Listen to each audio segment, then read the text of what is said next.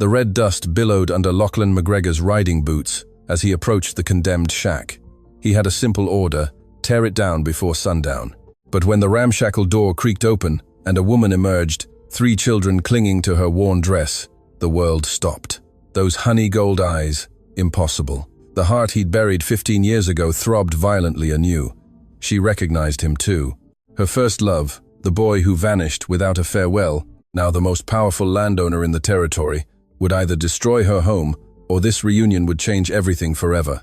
New South Wales outback, colonial Australia, year 1899. The sunrise tore across the eucalyptus ridge sky like an open wound. The heat already shimmered off the grand stone walls of the homestead, where Lachlan McGregor watched from his polished cedar balcony the vast cattle station stretching out at his feet. He was 32, but his eyes carried the weight of 1,000 decisions. His tailored gabardine suit shone faintly, his akubra hat impeccable, his face carved from the severity of power. A brutal contrast. While he breathed the scent of fragrant wattle blossoms that filled his gardens on the estate's outskirts, the red dust mingled with hunger. "Mr. McGregor," the voice of his head overseer interrupted. "The demolition order is ready. The shack in Wattle Gully must come down today. It's an eyesore, a disgrace to the estate." Lachlan signed without looking. Signing orders was routine. Destroying the old to build the new. That's how power worked. That's how it had worked for years. Ever since he stopped being the dreamy-eyed boy who ran barefoot through the wheat fields, ever since fate dragged him to the head of the station and separated him from everything he loved.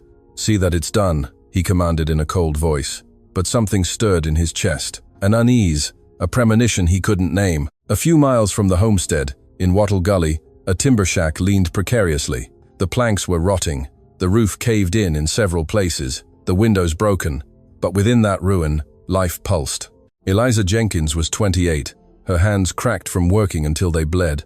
Her brown hair, tied back with a faded scarf, hid strands that once shone brightly under the sun. Her pale blue dress, mended 1,000 times, hung loosely on her thin frame. But her eyes, her honey gold eyes, still burned with an intact dignity. "Mum, I'm hungry," said Daisy, the little 6-year-old, hugging her rag doll. Eliza knelt and stroked her daughter's freckled face.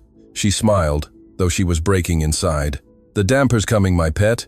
Finn went to the store. Finn, the eldest at 12, had the shoulders of someone carrying adult responsibilities.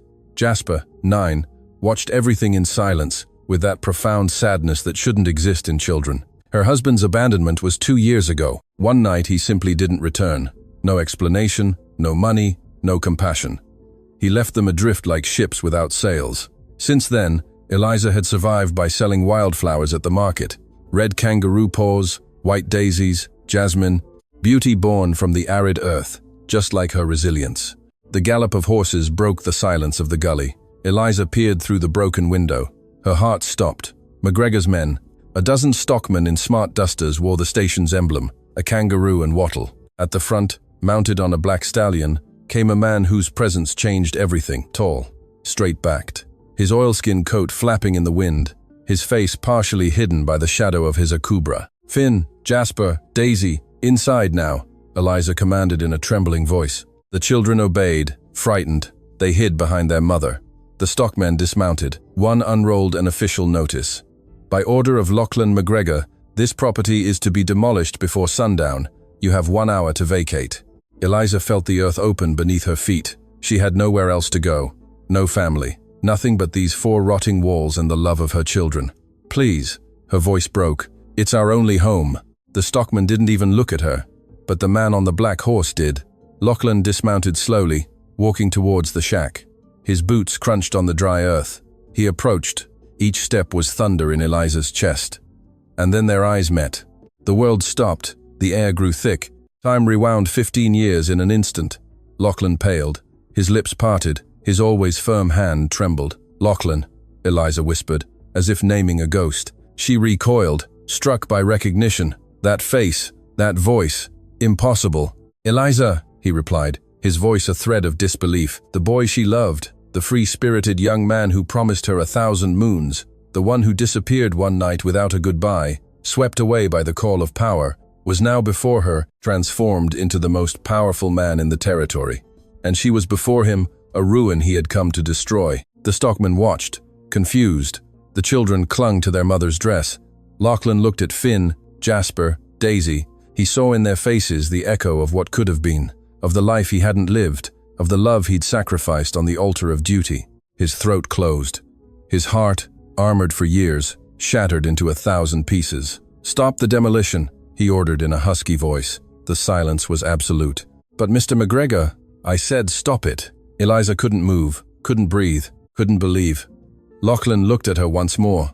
There was so much in that gaze, pain, regret, buried love, that was breathing again. "Nothing will be destroyed today," he said, and his voice was a promise. And in that moment, under the implacable outback sun, destiny wove a new path. The silence following Lachlan's order was deafening. The stockmen looked at each other, confused. They had never seen Mr. McGregor hesitate, never seen him blanch before anything or anyone. Eliza remained motionless, her 3 children clinging to her body like frightened pups. Her mind was a whirlwind. How could it be him, the boy she'd kissed under the blooming wattles, the one who promised they'd meet again, the one who disappeared without a farewell, leaving her with a broken heart and 1,000 unanswered questions? Lachlan took a step towards her, just one, as if afraid Eliza would vanish if he got too close. "Eliza," he repeated her name, this time with more certainty, more pain. "I didn't know it was you.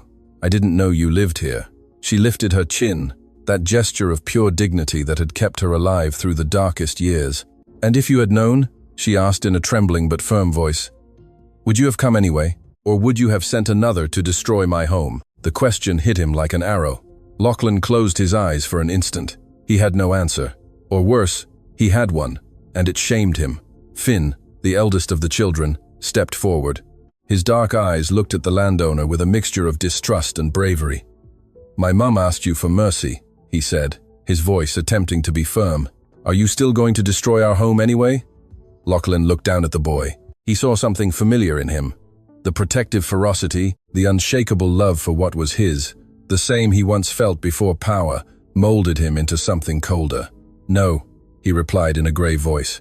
"I won't destroy anything." Jasper, the middle child, peeked timidly from behind his brother. Daisy, the little one, hugged her rag doll and watched the tall man with wide eyes. "Are you Mr. McGregor?" Daisy asked in a tiny voice. Lachlan slowly knelt. He knelt to be at the child's level. The gesture surprised everyone. A powerful landowner didn't kneel to anyone, but he did. "Yes, little one, I am." "Do powerful landowners destroy homes?" Daisy asked with devastating innocence. Lachlan felt something break in his chest. He looked at Eliza. Her eyes were bright, holding back tears she refused to shed. "Sometimes we make wrong decisions," Lachlan answered the child, but his eyes never left Eliza's. "But we can correct them." He stood up, turned to his men. "Return to the homestead. Tell Barney O'Connell that the order has been revoked. This shack will remain standing." "But Mr. McGregor, the orders!" One of the stockmen tried to protest. "I give the orders." Lachlan cut him off with the authority that defined him. "And I've changed my mind." The stockmen nodded and mounted their horses. In minutes, the gully was silent again. Only Lachlan and Eliza remained, separated by 3 meters of dry earth and 15 years of absence. Lachlan slowly approached the shack, observing the rotting planks, the caved-in roof, the broken windows. Guilt. He felt overwhelming guilt seeing the conditions in which the woman he loved had lived. "How long have you been here?" he asked in a hoarse voice. 3 years, Eliza replied. "Since my husband..." Her voice broke. She couldn't finish the sentence. Lachlan clenched his fists. "Your husband..." The words pained him like hot iron. "You married?" he asked, though he already knew the answer. Eliza nodded slowly. A tear finally rolled down her cheek. "What did you expect, Lachlan?" she said, her voice breaking. "You left. You disappeared. You didn't come back. What was I supposed to do? Wait for you my whole life?" He had no answer because she was right. Completely right. "It wasn't my choice," he finally said, his voice trembling. "The day I disappeared was the day my uncle died. The day I was called to the homestead. The day I was told the station was waiting for me. I couldn't return, couldn't send you a message. I was forbidden all contact with my previous life." Eliza looked at him with a mixture of pain and understanding. "And in all these years," she asked, "did you never think of me?" Lachlan took 2 steps towards her. His eyes shone with fierce intensity. "Every day, Eliza. Every night. I thought of you when I took over. I thought of you in every decision I made. I thought of you when they forced me to consider political marriages that I rejected one after another, because none of them were you. The air between them vibrated with years of unspoken words. Eliza closed her eyes. Tears now fell freely. "I married a man who promised to take care of me," she said, her voice broken, "who promised to love me. I had 3 children with him, and one day he simply left, like you, like everyone." Lachlan felt his heart break. He moved closer. Now there was only a meter between them. "I didn't leave because I wanted to, Eliza. I was torn from you." "And does that change anything?" she asked, looking him in the eyes. "Does it change the pain? Does it change the years I spent waiting? Does it change the nights I cried, wondering what I did wrong?" "You did nothing wrong," Lachlan said firmly. "Nothing. It was me. It was fate. It was this damned estate that stole everything that mattered to me." Finn interrupted the tension. "Mum, do you know this man?" Eliza quickly wiped her tears, looked at her son, and nodded. "I knew him a long time ago, Finn, when we were both very young." Lachlan looked at the 3 children, looked at Eliza, looked at the shattered shack and made a decision. "You can't keep living like this," he said firmly. "This shack isn't safe. It won't withstand the next winter." Eliza lifted her chin again. Pride. "It's all I have, and it's enough." "No, Eliza, it's not enough." Lachlan took a deep breath. "You'll come with me, you and your children, to the homestead." The world stopped again. "What?" Eliza whispered, incredulous. "You'll come to the homestead. I'll give you protection, a home, food, education for the children, everything you need." Eliza recoiled, shaking her head. "No, I can't accept your charity, Lachlan." "It's not charity," he said, his voice breaking. "It's restitution. It's everything I should have given you 15 years ago and couldn't. Let me try. Let me try to make this right." The children looked at their mother, waiting. Eliza looked at the shack that had protected them, though barely. She looked at Lachlan, the man who was her first love, and inside her, a battle began between pride and survival. Night fell over Wattle Gully like a dark velvet cloak. Eliza hadn't responded to Lachlan's proposal. She had simply turned and gone into the shack with her children, leaving him alone outside, the weight of 15 years of absence hanging between them like an invisible chain. Lachlan didn't move. The stockman had gone. He was alone, the most powerful landowner in the territory, standing before a dilapidated shack, feeling more helpless than ever. Finn emerged from the shack. The boy walked towards him with a determined stride. "My mum says you should go, Mr. McGregor." Lachlan nodded slowly but didn't move. "Your father," he began to ask and stopped. He had no right to ask. Finn clenched his jaw. There was contained anger in his young eyes. "He left 2 years ago, without saying goodbye, without leaving anything. My mum cried for months." The boy paused. "But she stopped crying. She grew strong. She kept us alive by selling flowers." Every word was a stab for Lachlan. He imagined Eliza, the girl with the bright smile he'd known, transformed into a shattered woman crying in silence while her children slept. "Your mother is the bravest woman I've ever known," Lachlan said in a grave voice. Finn looked at him in surprise. He hadn't expected those words. "You've known her a long time?" Lachlan nodded, his eyes lost in the past. "When we were your age, Finn, your mother and I were friends, very good friends. And then?" the boy asked. "Then life separated us," Lachlan replied, "and I made the mistake of not fighting hard enough to return." Finn studied the landowner in silence. There was something in his gaze that reminded him of Eliza, that ability to see beyond appearances. "Are you going to leave again?" the boy asked. The question hit him. Lachlan knelt again, coming to the child's level. "No, Finn, not this time. I promise you." The boy nodded slowly and returned to the shack. Inside, Eliza prepared her children for sleep. The mattress they all shared was thin. The blankets were threadbare, but there was love. There had always been love. "Mum, is that man important?" Daisy asked as Eliza brushed her hair. "Very important, my pet." "Then why does he make you cry?" Jasper asked, always the silent observer. Eliza paused. She looked at her 3 children. Finn, strong and protective. Jasper, sensitive and profound. Daisy, innocent and bright. "Sometimes, my loves, important people from our past return when we least expect them," she said softly. "And they remind us who we were before we became who we are now." "Were you different before?" Daisy asked. Eliza smiled sadly. "I was freer, more of a dreamer. I believed love could conquer everything."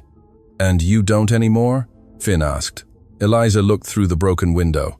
Lachlan was still out there, sitting on the ground, looking at the stars. "I don't know what to believe anymore, my son."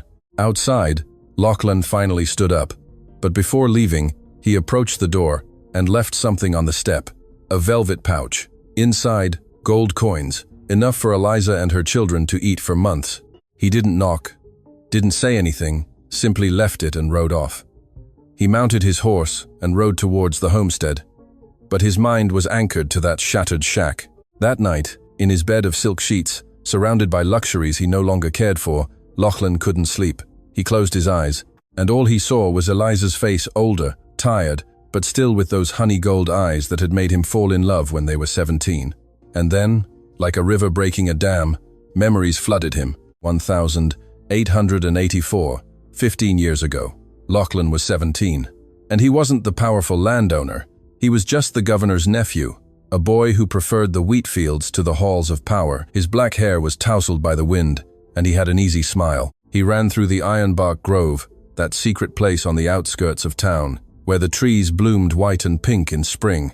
And there, beneath the flower-laden branches, he saw her for the first time. Eliza was 16. Her brown hair fell freely over her shoulders. She wore a simple white cotton dress. She was barefoot, picking fallen flowers, and laughing to herself, as if she knew a secret the rest of the world didn't. Lachlan stopped. His heart beat like never before. She saw him, froze. Her honey-gold eyes looked at him in surprise. "I didn't know anyone else came here," she said softly. I always come," Lachlan replied, clumsy. "It's my favorite spot." She smiled. That smile changed everything. Mine too. And so it began. They met in the grove every afternoon, talking for hours. He told her about the books he read, about the journeys he dreamed of taking. She told him about her family, about her love for flowers, about her dreams of having a garden of her own someday. "What kind of garden?" Lachlan asked, lying in the grass, looking at her. "One full of life," Eliza replied, her eyes shining. "Roses, jasmine, kangaroo paws, wattles, where every flower has its place and they all bloom together." "Sounds beautiful. What do you dream of, Lachlan?" He looked at her and, without thinking, replied, "I dreamed of traveling, of being free, but now I only dream of this, of you, here." Eliza blushed, moved closer, and took his hand. It was the first time they had touched. The electricity that ran through their bodies was undeniable. "Me too," she whispered. They kissed under the blooming wattles. It was a clumsy, sweet, perfect kiss. The first for both, one that would etch their souls forever. For a year they met in secret, planning a future. Lachlan promised he would build her that garden, that they would marry, that they would grow old together. But then, one October night, everything crumbled. Lachlan's uncle, the governor, died suddenly. He had no children. Lachlan was his only heir. The council elders summoned him urgently. "You must take over the station," they told him. "It's your duty, your destiny." Lachlan tried to resist, wanted to say goodbye to Eliza, wanted to explain, but they locked him in the homestead, prepared him, forced him to swear an oath. They forbade him all contact with his previous life. "A station owner cannot have ties to the past," they told him. "You must start anew." Lachlan cried, struggled, but he was 17 and alone against a centuries-old system. The last night before he took charge, he briefly managed to escape, ran to the ironbark grove, but Eliza wasn't there. It was too late, far too late. He left a letter hidden in the tree where they had first kissed. A letter that said, "Eliza, my love, they have torn me from you, but I will return. I swear I will return. Wait for me, please, wait for me." But the letter never reached her hands. A storm that night destroyed it. Lachlan opened his eyes in his station owner's bed. Tears rolled down his temples. Eliza never knew he tried to come back. Eliza thought he had abandoned her, and the pain of that truth tore him apart. The next day, at dawn, Lachlan returned to Wattle Gully. He brought with him his best carpenters and builders. Eliza came out of the shack, confused by the noise. "What are you doing here?" she asked. Lachlan dismounted and walked towards her with determination. "If you won't come to the homestead, then the homestead will come to you," he said. "I'm going to rebuild your shack. I'll make it strong, safe, beautiful." Eliza shook her head, overwhelmed. "Lachlan, you can't." "Yes, I can, and I will."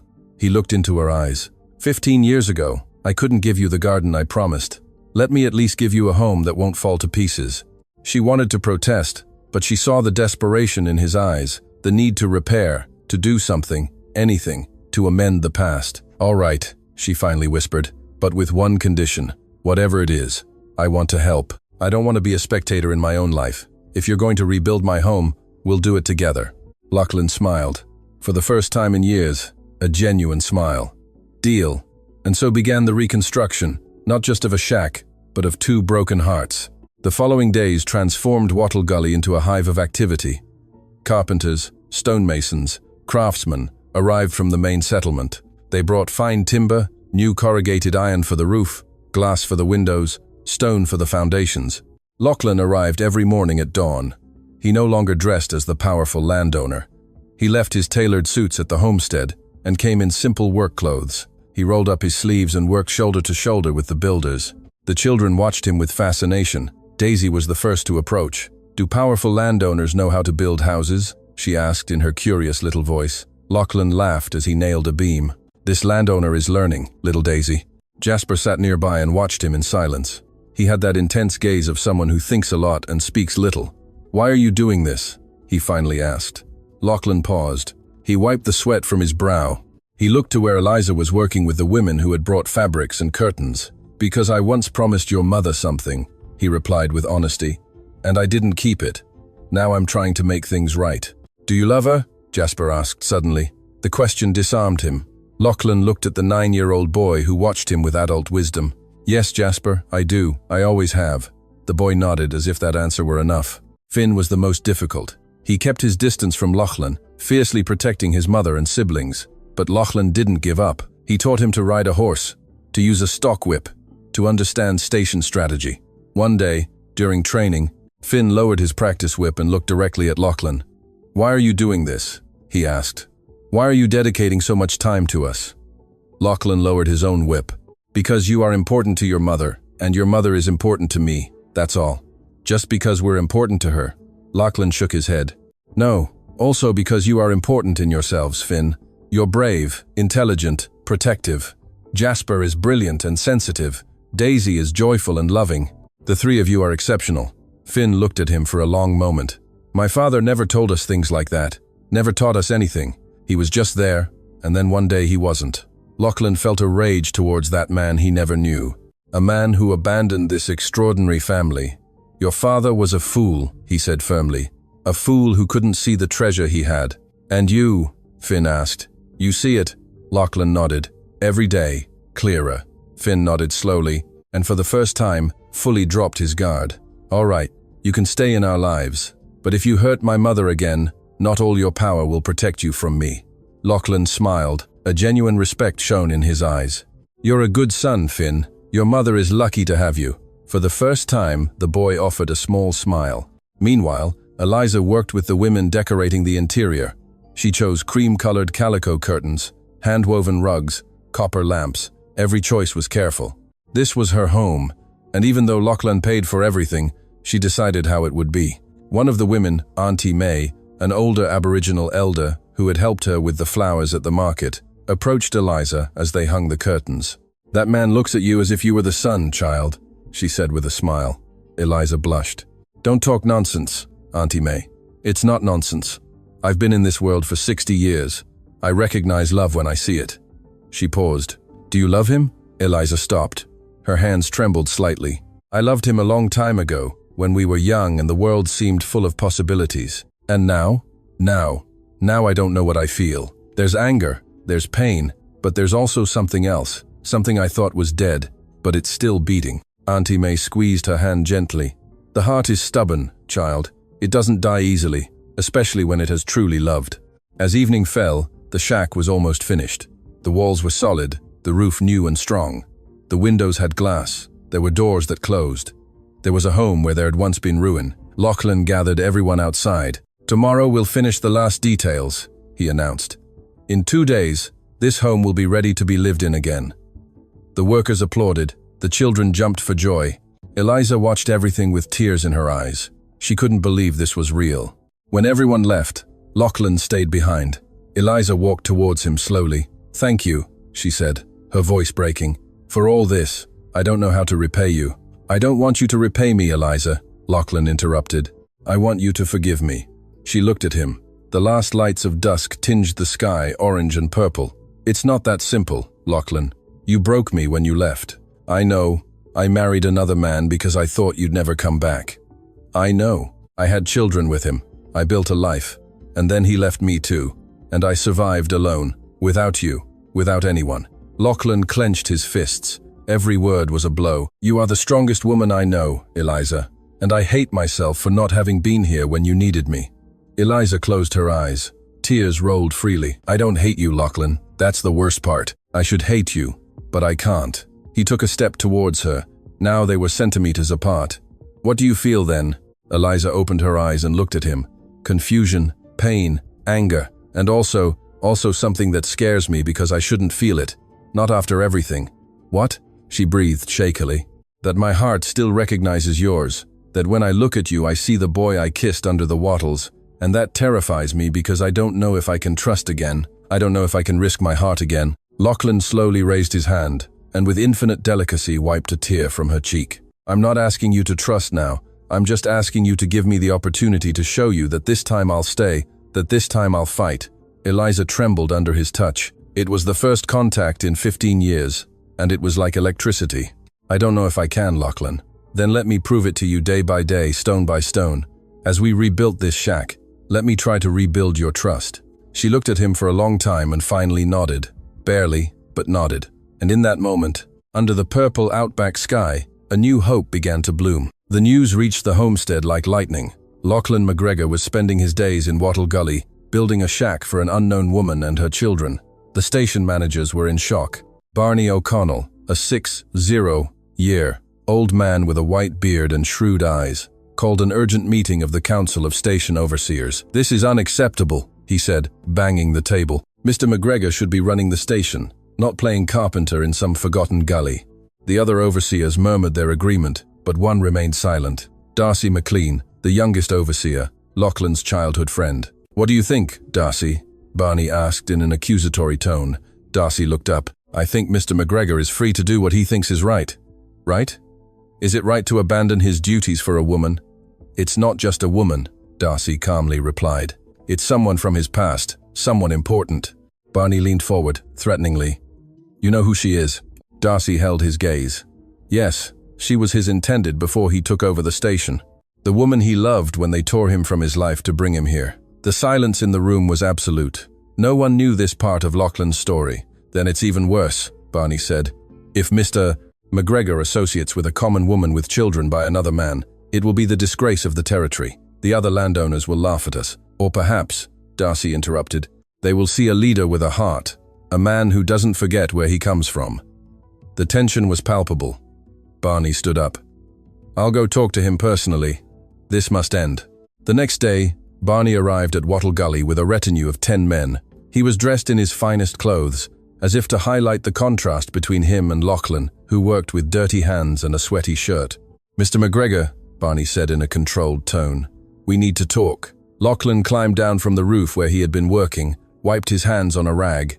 Speak, Barney, in private, if possible. Lachlan looked to where Eliza was with the children, then nodded. They walked to a distant gum tree. What's happening? Lachlan asked, though he already knew. Mr. McGregor, with all due respect, this must end. You have responsibilities. The station cannot be run from a gully. The station is perfectly well run. Darcy is handling daily affairs. That's not the point, Barney exploded. The point is that you are wasting time with a common woman, a woman with a tainted past, with children who are not yours. Lachlan took a threatening step towards the overseer. His voice was dangerously low. Be careful how you speak of her, Barney. The overseer recoiled slightly, but insisted. Mr. McGregor, think of your legacy. Think of your position. If you associate with this woman, you'll be the laughingstock of— Enough, Lachlan roared, his voice echoing. I don't care what they think. I don't care about legacy. For 15 years I've done what I was told. I've sacrificed for this estate. And now for the first time I will do something for myself. Barney paled. But Mr. McGregor, Eliza is not just any woman, Barney. She is the woman I should have married 15 years ago. The woman they tore from me. And now fate has given her back. I will not make the same mistake again. So what do you propose? Marry her? Bring her bastards to the homestead? Lachlan grabbed the overseer by the collar of his coat. His eyes burned with fury. Those children are not bastards. They are innocents who have suffered more than you ever will. And if you insult them again, rank or no rank, I'll make you pay. He released the overseer abruptly. Barney stumbled backwards, wide-eyed. Return to the homestead, Barney, and tell the council that Lachlan McGregor will make his own decisions about his personal life. If they don't like it, they can find another landowner." Barney straightened with wounded dignity. "This isn't over, Mr. McGregor. For me it is," Lachlan replied coldly. The overseer and his retinue left, leaving a cloud of dust and tension. Eliza witnessed part of the scene from a distance. When Lachlan returned, she waited for him with a worried expression. "Who was that man?" "My head overseer. He came to tell me I'm making a mistake with you." Eliza paled.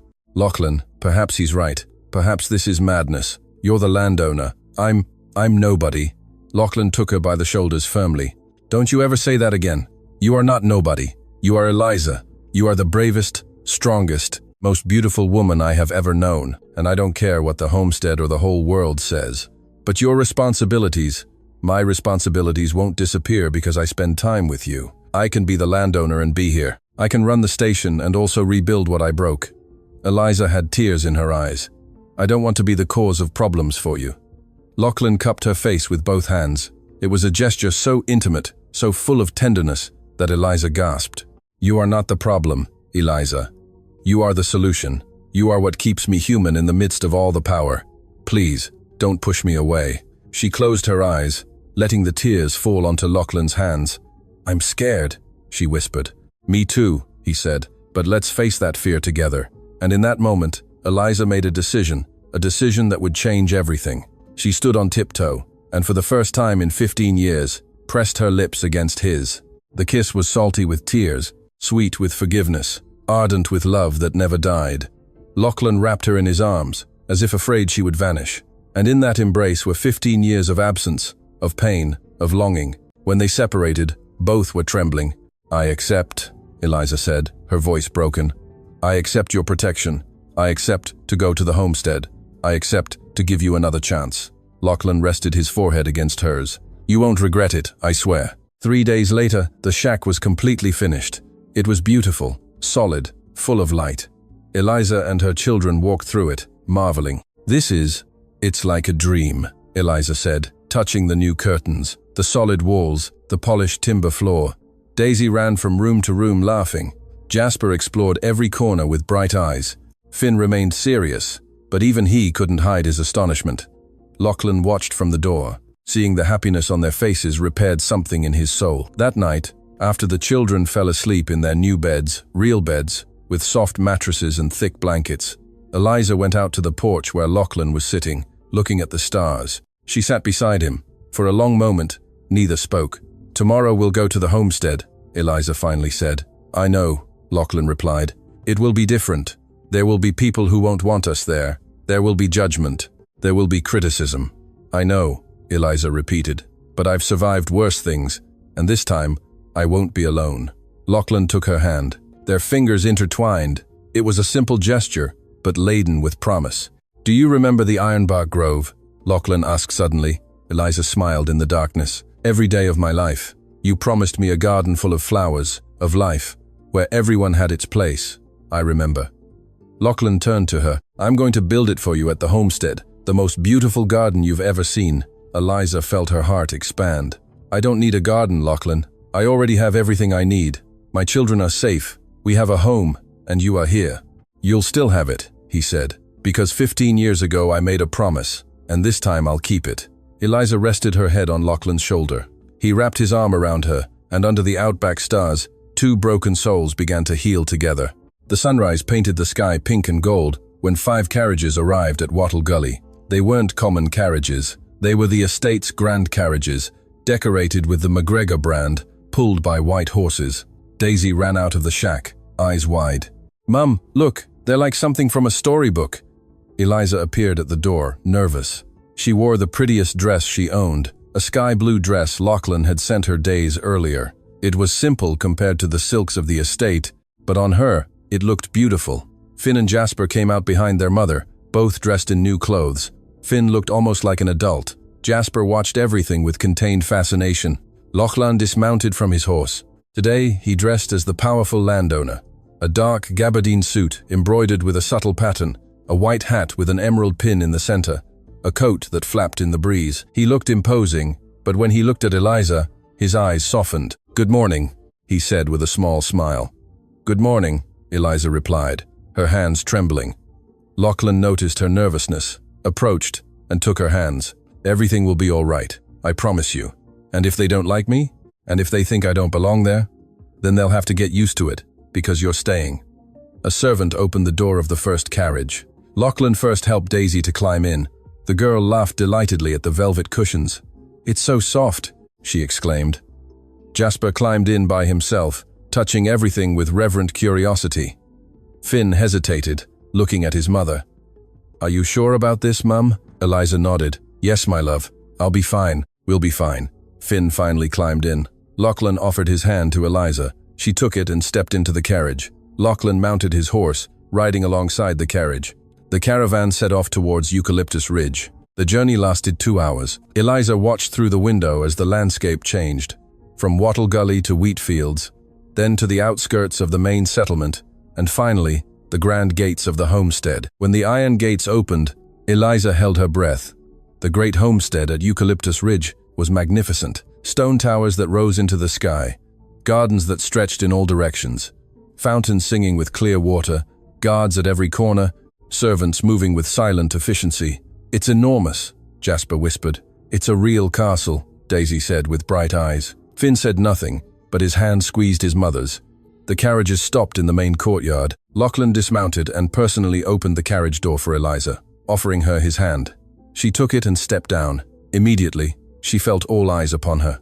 Servants, guards, station hands, everyone watched, some with curiosity, others with barely disguised disapproval. Eliza lifted her chin. She wouldn't be intimidated. "Welcome to your new home," Lachlan said loudly for all to hear. A woman approached, about 40 years old, black hair styled in an elaborate bun, dressed in a purple silk dress. Her expression was cold. "Mr. McGregor," she said with a curtsy, "I am Mrs. Fitzwilliam, the housekeeper of the homestead. These are the guests." The way she said guests was laden with disdain. Lachlan looked at her with a warning. "No, this is Eliza and her children, Finn, Jasper, and Daisy. They are to be treated with the utmost respect. You will assign them the best rooms in the East Wing and ensure they have everything they need. Mrs. Fitzwilliam pressed her lips together but nodded. "As you order, Mr. McGregor." "And Mrs. Fitzwilliam," Lachlan added in a voice of steel, "if I hear a single derogatory comment, a single inappropriate treatment towards them, you will answer to me personally. Is that clear?" Mrs. Fitzwilliam paled. "Crystal clear, Mr. McGregor." Lachlan turned to Eliza and the children. "Mrs. Fitzwilliam will show you to your rooms. Rest. This afternoon I will show you the homestead personally." Eliza nodded, though her heart pounded. Lachlan squeezed her hand discreetly before letting go. "I'll be close by, always." The assigned rooms were spectacular. 3 connected rooms, each larger than Eliza's entire previous shack. Enormous beds with silk canopies, Persian rugs, wardrobes full of new clothes, windows with views of the gardens, bathrooms with marble tubs. Daisy ran from room to room laughing. "Mum, I have my own bed, and it's enormous." Jasper sat on his bed, bouncing slightly with a shy smile. Finn remained serious, exploring every corner as if looking for dangers. Eliza sat on her bed slowly. Everything was too much, too luxurious, too beautiful, too unreal. A young maid entered timidly. "Mrs. Jenkins, my name is Lily. I will be at your service. If you need anything at all, just call me." Eliza looked at her, surprised. "Mrs. Jenkins?" "No, please, just Eliza." Lily smiled softly. "Mr. McGregor ordered that you be addressed with the title of Mrs. And here, Mr. McGregor's orders are law." Eliza didn't know what to say. All this was so foreign. "May I prepare a bath for you and the children?" Lily asked. "The journey must have tired you." Eliza nodded gratefully. "Yes, please. That would be wonderful." That afternoon, after the children were bathed and fed a feast, like they had never seen, Lachlan arrived to fulfill his promise. "Ready for the tour?" he asked with a smile. Daisy jumped with excitement. Jasper nodded enthusiastically. Finn simply walked towards the door. Lachlan showed them everything. The library full of thousands of books, the banquet halls with painted ceilings, the stables with the most beautiful horses, the main office where he governed. But what truly made Eliza stop was when they opened a door and arrived at a garden under construction. It was halfway done. There were workers planting trees, digging furrows for flowers, installing fountains. "What is this?" Eliza asked. Lachlan stopped beside her. "Your garden. The one I promised you 15 years ago. Eliza turned to him, her eyes filled with tears. Lachlan, it will have roses, jasmine, tulips, wattles, all your favorites. A place where every flower has its space, and they all bloom together, just as you wished. Eliza covered her mouth with her hands.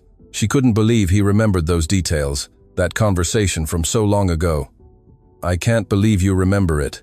I remember every word you told me, Eliza. Every dream you shared, every promise I made. The children ran through the garden under construction, exploring. Eliza and Lachlan were left alone. Thank you, she whispered, for all this, for trying to mend the past. It's not enough, Lachlan said.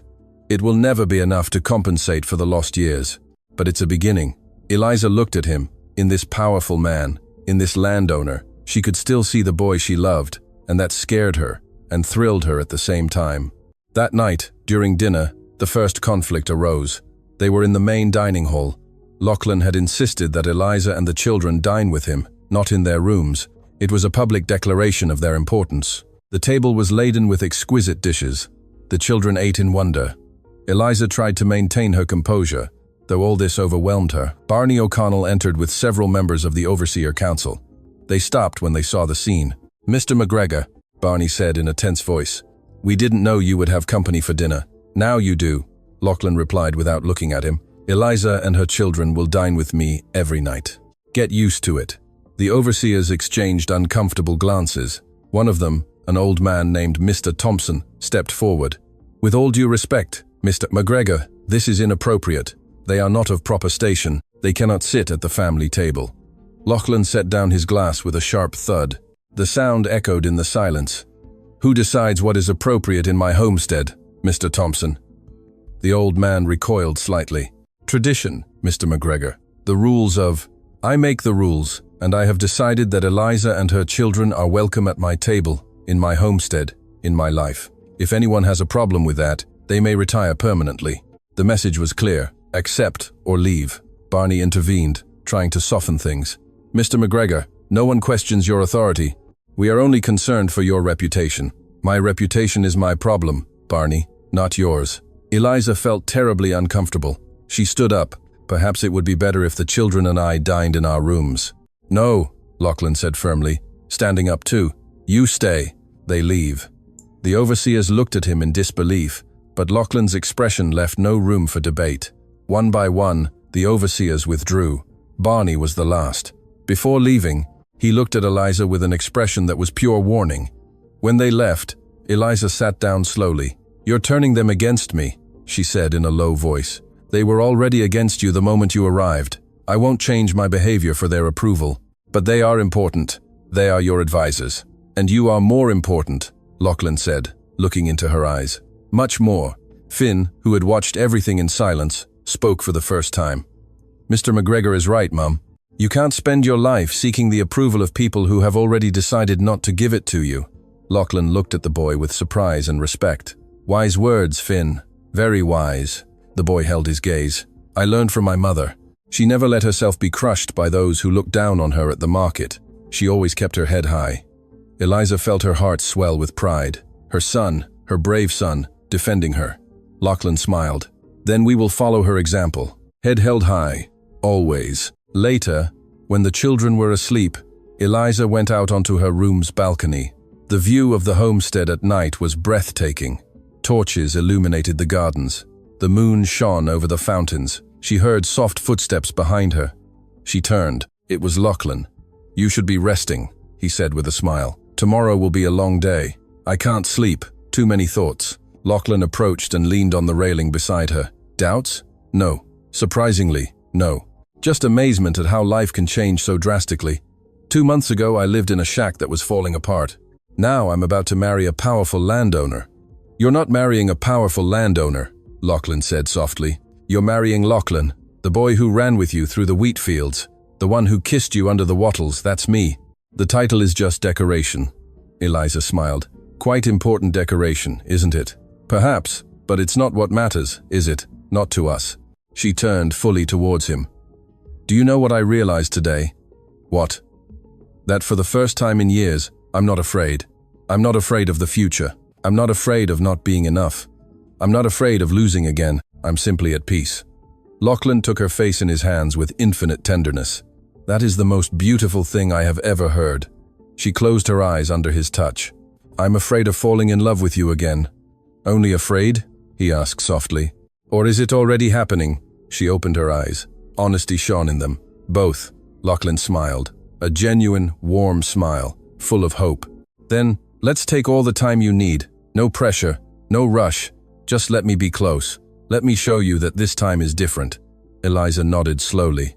"All right, time, Lachlan repeated. They stayed on the balcony, side by side, looking at the stars. They didn't touch, but the connection between them was palpable, and in the silence of the night, both felt that perhaps, just perhaps, love could bloom twice. Days turned into weeks, and slowly, life found its rhythm. The children adapted with the resilience typical of childhood. Daisy became a favorite of all the servants. Her laughter filled the corridors of the homestead. She ran through the gardens chasing butterflies. She asked endless questions. She hugged everyone she approached. Jasper discovered the library and spent hours there. Lachlan assigned him a tutor, a wise old man named Old Man Henderson, who was amazed by the boy's intelligence. "This boy has a brilliant mind, Mr. McGregor," Old Man Henderson told Lachlan. "With the right education, he could become a great scholar." Lachlan watched Jasper reading, completely absorbed in a book on astronomy. He felt a deep tenderness for these children who were not his by blood, but who were conquering his heart. Finn was the most difficult. He kept his distance from Lachlan, fiercely protecting his mother and siblings. But Lachlan didn't give up. He taught him to ride a horse, to use the stock whip, to understand station strategy. One day, during training, Finn lowered his practice whip and looked directly at Lachlan. "Why are you doing this?" he asked. "Why are you dedicating so much time to us?" Lachlan lowered his own whip. "Because you are important to your mother, and your mother is important to me. That's all." "Just because we're important to her?" Lachlan shook his head.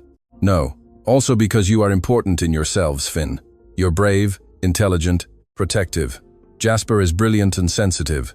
Daisy is joyful and loving. The three of you are exceptional." Finn looked at him for a long moment. "My father never told us things like that, never taught us anything. He was just there. And then one day he wasn't." Lachlan felt a rage towards that man he never knew, a man who abandoned this extraordinary family. "Your father was a fool," he said firmly, "a fool who couldn't see the treasure he had." "And you see it?" Finn asked. Lachlan nodded. "Every day, clearer." Finn nodded slowly, and for the first time, fully dropped his guard. "All right, you can stay in our lives, but if you hurt my mother again, not all your power will protect you from me." Lachlan smiled. "I know. You already warned me, and I take your word for it." For the first time, Finn smiled. A small, but genuine smile. While the children blossomed, Eliza went through her own transformation. At first, she felt lost. The homestead was enormous. The rules are complex. The servants treated her with a reverence that made her uncomfortable. But Lily, her assigned maid, became her ally. "Mrs. Jenkins, you have to understand," Lily told her one day as she helped her dress. "The homestead operates like a world apart. It has its hierarchies, its traditions, its secrets." "Where do I fit into all this?" Eliza asked. Lily smiled. "Where Mr. McGregor says you fit, and he has been very clear. You are not a guest, not a concubine. You are special." "Special? How?" "That remains to be seen, but everyone knows that Lachlan McGregor has never brought anyone to the homestead in this way. Never challenged the council for anyone. You are unique." Eliza didn't know how to feel about it. Weeks passed, and Eliza began to find her place. She started working in the garden Lachlan was building for her. She knelt in the earth, planted flowers with her own hands. The station gardeners looked at her, surprised at first, but soon realized she knew what she was doing. "Where did you learn so much about plants, Mrs. Jenkins?" the head gardener asked. "From my mother," Eliza replied, stroking the petals of a rose. "She used to say that flowers are like people. They need fertile soil, constant water, enough light, but above all, they need patience and love." The gardener smiled. "Wise woman, your mother was." Lachlan often found her working in the garden. He sat nearby, watching her without interrupting. There was something profoundly healing in seeing her hands in the earth, her concentrated face, her peace when surrounded by green life. One day she looked up and found him watching her. "How long have you been there?" she asked with a smile. "A while. I like to see you like this, calm, in your element." Eliza sat on the grass, wiping her hands on her apron. "This garden is like a dream, Lachlan. I can't believe it's real." Lachlan sat beside her. Are you happy here, Eliza? Honestly, she thought carefully before answering. I'm learning to be. It's different. Sometimes I feel out of place, but when I'm here, in the earth with the flowers, or when I'm with my children and I see them blossom, yes, I'm happy. And with me? He asked softly. Are you happy with me? Eliza looked at him. They had been dancing around this question for weeks. With you it's complicated, because every day I spend here, every conversation we have, every gesture you make with my children, makes it harder to protect my heart. Do you want to protect your heart from me? I want to protect it from pain, from the fear of losing again. Lachlan took her hand gently. Eliza, I can't promise you that I'll never hurt you. I can't promise you that everything will be perfect. But I can promise you that I will never leave you again, that I will fight for this, for us, with everything I have. Eliza felt the tears well up. How can I trust that? How can I believe that this time will be different? Because this time I'm not a powerless boy. I'm the landowner, and I have chosen. I have chosen you. Eliza closed her eyes. Tears rolled down her cheeks. I'm so scared, Lachlan. He moved closer. I know. Me too. I'm afraid of not being enough. Of not being able to repair the damage. Of you hating me for the years I stole from you. I don't hate you, she whispered. That's the truth. I don't hate you. And that scares me because it would be easier if I did. Lachlan raised his hand and wiped her tears with his thumb. May I kiss you? He asked in a husky voice. Not like I did in the gully in a moment of emotion, but here, now, with full awareness of what it means. Eliza opened her eyes, looked at him, saw in him the boy she loved and the man he had become. She saw the past and the future, the pain and the hope. Yes. Lachlan leaned in slowly, giving her time to retract, but she didn't. Their lips met in a kiss that was soft, reverent, full of promise. There was no rush, no desperation, just the certainty of two souls reuniting. When they separated, both were trembling. I love you, Eliza, Lachlan said, his voice broken. I never stopped loving you, not a single day in 15 years. Eliza cried freely now. I love you too, and it terrifies me, but it's true. They embraced in the garden under construction, surrounded by flowers that were just beginning to bloom, like them, starting anew. That night, Lachlan called a special meeting. All the members of the Overseer Council, the main station officials, the leaders of the stockmen. Eliza was not present. He had asked her not to be. When everyone was gathered, Lachlan stood up. His presence filled the room. I have called you to make an announcement, he said in a clear, firm voice. I have made a decision regarding my personal future. I have decided to take a wife. Barney O'Connell and the other overseers exchanged nervous glances. Eliza Jenkins will be my official wife.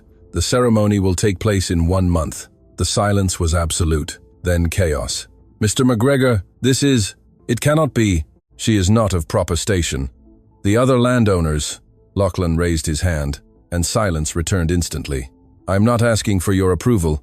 I am informing you of my decision. Eliza will be my wife. Her children will be officially recognized under my protection, and anyone who disrespects my future wife will answer directly to me. Barney O'Connell stood up, his face red. Mr. McGregor, this will jeopardize your position. The prominent families will complain. I don't care. But your legacy, your reputation. Lachlan leaned forward, his eyes shining. My legacy will be that I was a landowner who managed with fairness and loved with truth. That is all that matters to me. He straightened. The decision is made. Prepare the ceremony. And if any of you have a problem with this, the gate is open. You may leave now. No one moved. Good. Meeting concluded. Everyone left in silence, shocked. Darcy McLean, Lachlan's friend, stayed behind. Are you sure about this, mate? He asked when they were alone. More sure than anything else in my life, Lachlan replied. Darcy smiled. Then I'll support you in everything. Lachlan embraced his friend. Thank you, Darcy. It means more than you can imagine. When Lachlan told Eliza about his decision, she paled. Wife, Lachlan? I didn't expect this so soon. Don't you want it? He asked, concerned. It's not that. It's so big, so public, so permanent. Lachlan took her hands. It's exactly what I want. Permanence. For the whole world to know that you are mine and I am yours, that there's no turning back. And if I regret it, will you regret it? Eliza looked at him for a long time, searched her heart. No, I won't regret it. Lachlan smiled widely. Then marry me, Eliza. Officially, before everyone. Let's be what we should have been 15 years ago. Eliza smiled through her tears. Yes, I will marry you. Lachlan lifted her in his arms and spun her around. She laughed, a genuine, free laugh, full of joy, and in that moment, the past finally truly began to fade. The next month was a whirlwind. The entire homestead prepared for Lachlan's wedding. Despite the initial resistance from the council, the news spread throughout the territory, and reactions were surprisingly mixed. Some prominent families were scandalized. Others found the story of lost and found love romantic. The common folk, especially, celebrated. A landowner marrying for love, not for political alliance. It was unusual and hopeful. Eliza was overwhelmed with the preparations. Seamstresses took measurements for her wedding dress. Lily helped her learn the customs. The children were excited and nervous at the same time. "Mum, when you marry Mr. McGregor, does that mean we'll have a father again?" Daisy asked one night before bed. Eliza stroked her daughter's hair. "Lachlan will never replace your father, my love. But he will be someone who cares for you, protects you, and loves you, if you let him." "I like him," Daisy said. "He's kind, and he teaches me things, and he makes Mum laugh." Eliza smiled. "And you, Jasper, how do you feel?" Jasper, curled up with his book, looked up. "I think he's good, Mum. Lachlan is wise, he is fair, and he looks at you like in storybooks, as if you were the most valuable thing in the world." Finn, from his bed, spoke without looking. "If he makes you happy, Mum, then it's all right. And I think he does make you happy." Eliza felt her heart overflow. "I love you all so much, my treasures. You know that, don't you?" The three nodded. "And you will always be my priority. Always. No one, not even Lachlan, will change that." The night before the wedding, Eliza couldn't sleep. She went out onto her room's balcony, wrapped in a blanket. The stars shone over the homestead. The garden, now almost complete, perfumed the air with jasmine and roses. She heard soft footsteps. She turned. It was Lachlan. "You should be resting," he said with a smile. "Tomorrow will be a long day." "I can't sleep. Too many thoughts." Lachlan approached and leaned on the railing beside her. "Doubts? No. Surprisingly, no. Just amazement at how life can change so drastically. 2 months ago, I lived in a shack that was falling apart. Now I'm about to marry a powerful landowner." "You're not marrying a powerful landowner," Lachlan said softly. "You're marrying Lachlan, the boy who ran with you through the wheat fields, the one who kissed you under the wattles. That's me. The title is just decoration." Eliza smiled. "Quite important decoration, isn't it?" "Perhaps, but it's not what matters, is it? To us." She turned completely towards him. "Do you know what I realized today?" "What?" "That for the first time in years, I'm not afraid. I'm not afraid of the future. I'm not afraid of not being enough. I'm not afraid of losing again. I'm simply at peace." Lachlan took her face in his hands with infinite tenderness. "That is the most beautiful thing I have ever heard." They kissed under the stars. A slow, deep kiss, full of love, healing, and promise. When they separated, Lachlan took something from his coat, a small velvet box. "This was my mother's," he said, opening it. Inside was a gold ring with an emerald surrounded by small pearls. "It was her most prized possession, and I want you to have it." Eliza held her breath. "Lachlan, it's precious." He took out the ring and took her hand. "Eliza, tomorrow we will do this in front of the whole territory. But now, here alone, under the same stars that saw us fall in love 15 years ago, I want to ask you, do you love me?" "Yes," she replied without hesitation, "with all my heart." "Do you trust me?" She breathed deeply. "I'm learning more every day." "Do you believe in us?" "Yes, I believe in us." Lachlan slid the ring onto her finger. "Then that's it. That's all I need. The rest we'll build together, day by day, stone by stone, like we rebuilt your home, like we planted this garden." Eliza looked at the ring shining on her finger, a symbol of commitment, of future, of reborn love. "I love you, Lachlan. Thank you for coming back. Thank you for staying. Thank you for fighting. Thank you for giving me a second chance. For not closing your heart, for being so incredibly brave." They embraced for a long time without words, just feeling each other's presence. The wedding day dawned clear and beautiful. The sun shone over the homestead as if the sky itself celebrated. Eliza was prepared by an army of maids. Her wedding dress was a masterpiece, white silk embroidered with gold thread, a delicate veil that fell to the floor, jewels that sparkled but without excess. She looked radiant. When she looked in the mirror, she barely recognized herself.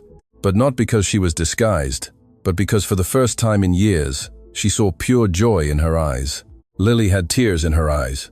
"You look beautiful, Mrs. Jenkins. Mr. McGregor won't be able to breathe when he sees you." The children entered, dressed in new outfits. Finn looked almost adult.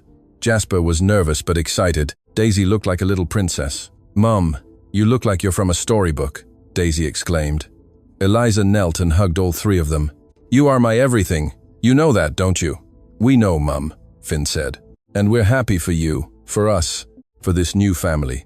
The ceremony took place in the grand hall of the homestead. Hundreds of guests, prominent families from across the territory, local officials, the elite of Eucalyptus Ridge. But when Eliza entered, walking slowly down the polished timber aisle with her three children by her side, because she insisted they accompany her, the only thing she saw was Lachlan. He stood at the end, dressed in his finest suit, but his face was transformed by emotion. He had tears in his eyes. He smiled with that smile she remembered from 15 years ago. When she reached his side, Lachlan whispered only for her, "You are the most beautiful vision I have ever seen, and you are my second chance," she replied.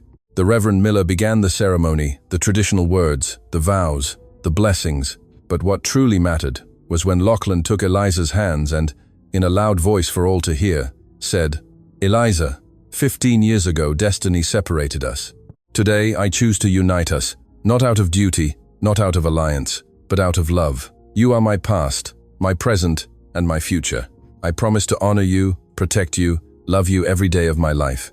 Eliza, with tears rolling down her cheeks, replied, "Lachlan, you taught me that love can survive time, that it can be reborn from the ashes, that it can be stronger the second time. I choose you today, tomorrow, and always. I promise to love you, support you, walk by your side, in the easy days and in the difficult ones." The Reverend declared them husband and wife. Lachlan kissed Eliza with tenderness, delicacy, but also with a promise of the future.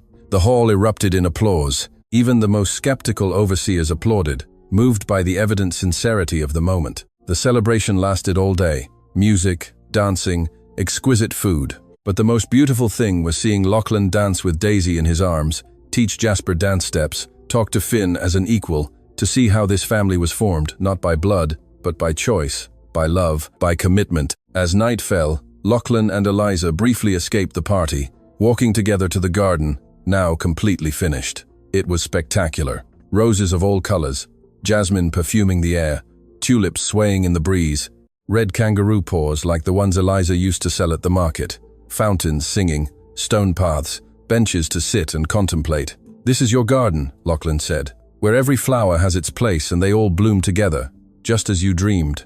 Eliza walked slowly through the garden, touching the flowers, breathing the aromas. Tears rolled down her cheeks, but they were tears of joy. "It's more beautiful than I ever imagined. You are more beautiful than I ever imagined." Lachlan replied. She turned to him. "You kept your promise, the one from 15 years ago. You gave me the garden. And you gave me a second chance. You gave me your trust, your love, your life." They embraced in the center of the garden, surrounded by flowers blooming under the moon. "Do you know what's the most beautiful thing?" Eliza asked. "What?" "That this isn't an end. It's a beginning. A new beginning for both of us." Lachlan smiled. "You're right. It's the beginning of our true story, the one we should have lived from the start. Better late than never, much better." They kissed again under the stars in the Garden of Second Chances, and in that kiss was forgiveness for the past, joy for the present, and infinite hope for the future. 6 months later, Wattle Gully had changed. The old shack, completely rebuilt, now served as a refuge for abandoned women and their children. Eliza insisted on it. "No one should go through what I went through," she said. "If we can help, we must." Lachlan completely agreed. Now the home sheltered 5 families. There was food, clothing, education for the children, hope. At the homestead, life had found its balance. The overseers, although some still grumbled in private, had accepted Eliza, especially after seeing how she became involved in charitable works, how she gracefully handled her position, how the people adored her. Finn was training with Lachlan's stockmen. He had a natural talent for strategy. Jasper studied with the best teachers, excelling in mathematics and astronomy. Daisy was the joy of the homestead, adored by all, and Lachlan and Eliza were happy, genuinely happy. One afternoon, as they walked through their garden, Eliza stopped in front of a small tree Lachlan had recently planted. "What is this?" she asked. "A wattle tree," Lachlan replied with a smile. like the ones in the grove where we fell in love, so we never forget where it all began. Eliza turned to him, her eyes bright. How is it possible that every day I love you more? Because true love has no limits. It only grows. She hugged him. Thank you, Lachlan, for not giving up, for fighting, for proving that I was worth it. You were always worth it, Eliza. From the first moment I saw you picking flowers under the wattles. They stayed embraced as the sun set over their garden, and they knew that challenges would come, that life wouldn't always be perfect, that there would be difficult days, but they also knew that together they could face anything, because their love survived 15 years of separation. It survived pain, loss, despair, and if it survived that, it could survive anything, because some stories are destined to have a happy ending. They just need time to bloom. The great homestead at Eucalyptus Ridge shone under the spring sun. In the garden, now legendary throughout the territory, a woman of 48 walked among the flowers. Her hair had silver strands, but her honey-gold eyes still shone with the same life. It was Eliza, the beloved Mrs. McGregor. Beside her walked a man of 52, with some grey at his temples, but still strong, still imposing. Lachlan, the landowner who managed with fairness and loved with truth. Behind them, a scene that filled their hearts. Finn, now a 32-year-old station manager, played with his 2 young children. Jasper, 29, now a renowned astronomer, explained the stars to his daughter. Daisy, 26, pregnant with her first child, laughed with her husband. Can you believe it? Eliza asked, observing her family. Sometimes I feel like I'm dreaming. If it's a dream, it's one we share, Lachlan replied, taking her hand. And one I never want to wake from. Eliza rested her head on his shoulder. Do you know what day it is today? How could I forget? It's exactly 20 years since I found you again. 20 years since our lives reunited. The best surprise of my life. Mine too, Daisy approached, her rounded belly evident. Mum, Dad, come on. The children want you to tell the story again. What story, my love? Eliza asked, though she already knew. The story of how you met, of how love separated you and then brought you back together. It's everyone's favorite. Lachlan and Eliza smiled and walked to where their children and grandchildren were gathered. They sat under the wattle tree that Lachlan had planted 20 years ago, now tall and bushy, full of white and pink blossoms. And as the sun set over the garden of second chances, Lachlan began, Once upon a time, there was a boy and a girl who fell in love under the blooming wattles. The children listened, fascinated. The adults smiled, knowing the story, but loving it more each time. And Eliza looked at Lachlan, her husband, her love, her second chance, and she thought that some stories, the best stories, don't end. They simply continue to bloom eternally, like the flowers in a well-tended garden.